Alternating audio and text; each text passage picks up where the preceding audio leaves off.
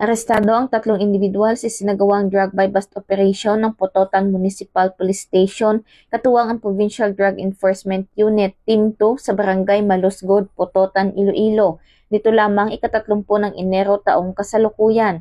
Kinilala ni Police Major Brian Alamo, hepe ng Pototan MPS ang mga naaresto na sina alias Griffin, 46 na taong gulang at alias Maricon, 44 na taong gulang, kapwa residente ng nasabing barangay, at alias Simon, 25 taong gulang, residente ng Barangay Lopez Haina Ward, Pototan, Iloilo. Sa isinagawang operasyon nakabili ang mga kapulisan na isang sachet ng pinaghinalaang shabu mula sa mga suspect gamit ang marked buy bust money na nagkakahalaga ng 12,000 pesos.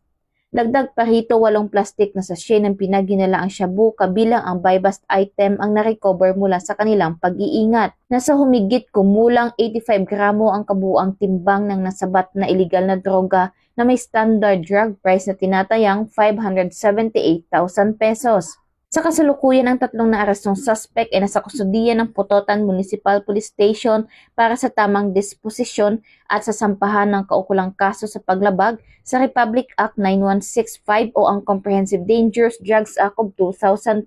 Ang matagumpay na operasyong ito ay patunay ng patuloy na puspusang kampanya ng Pototan MPS at PDEU laban sa iligal na droga na naglalayong mapanatili ang kapayapaan at kaligtasan ng komunidad at mailayo ang mamamayan sa masamang epekto ng ipinagbabawal na gamot. Mula dito sa Police Regional Office 6, ako ang iyong Police News Network Correspondent, Patrolwoman Glidel Astrologo, alagad ng batas, tagataguyod ng Balitang Pulis.